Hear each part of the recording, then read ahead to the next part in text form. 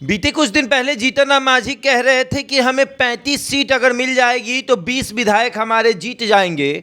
उसके बाद अमित शाह से मुलाकात हुई और सबको लगा कि अब जीतन राम मांझी मान गए हैं। लेकिन जीतन राम मांझी के नेताओं से ऑफ द कैमरा बात करने पर यह पता चल रही है बात कि जीतन राम मांझी आज भी उस जिद पर है कि हमें कम से कम 35 सीटें मिलनी चाहिए। उनकी पार्टी जो है वो पूरी तरीके से 35 सीटों पर तैयारी कर रही है।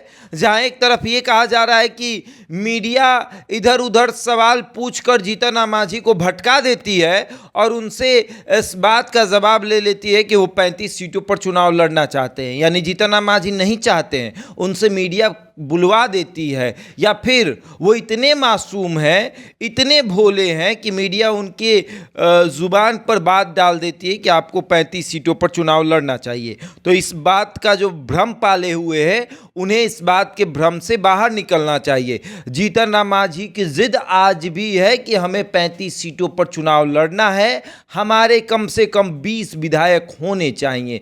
जीतन राम मांझी के साथ अगर आप बैठकर कंप्रोमाइज़ करिएगा या बैठकर कहिएगा कि मान मनौवल कर लिया जाए, एक बार देख लिया जाए कि कितने सीटों पर कैसे लड़ना है, तो उस स्थिति में जीतन राम मांझी आज फिर भी कहेंगे कि हम कम से कम 25 से 30 सीटों पर चुनाव लड़ना चाहते हैं। जीतन राम मांझी का सपना है कि उनके कम से कम 15 से 20 विधायक जीतें।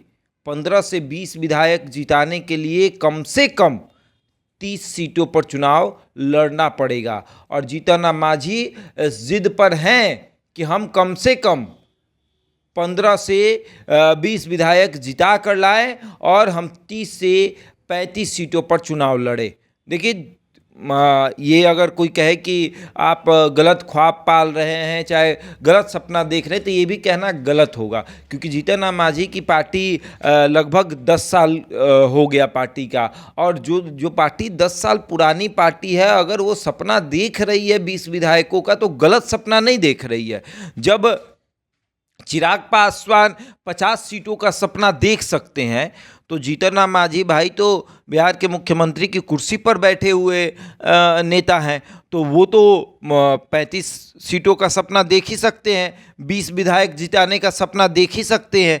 ये तो सपना देखना कोई गलत नहीं है। केंद्र में मंत्री हैं, राज्य में उनका मंत्री है, उनके पास विधायक है। जिसके पास विधायक नहीं है वो जब मुख्यमंत्री बनने का सपना देख रहा है, जिसके पास एक भी एमएलसी नहीं है, वो 50 सीटों पर लड़ने की बात कर रहा है, तो जीतन राम मांझी के पास एमएलसी भी है, जीतन राम मांझी के पास 4 विधायक भी हैं, जीतन राम मांझी के पास सांसद भी है, केंद्र में मंत्री भी है, राज्य में मंत्री है।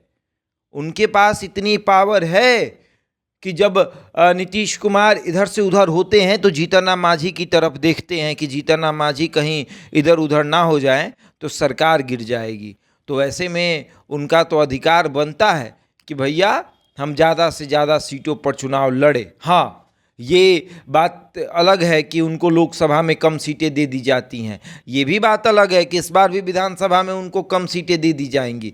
लेकिन अगर देखा जाए तो चिराग पासवान से ज़्यादा अहमियत जीतन राम मांझी की बिहार की राजनीति में है। इस बात से आप इनकार नहीं कर सकते कि जीतन राम मांझी चिराग पासवान से ज़्यादा अहमियत रखते हैं। और अगर वो सपना देख रहे हैं कि उनको 35 सीटें मिले, उनके 20 विधायक जीत कर आए, तो ये सपना देखना गलत नहीं होगा।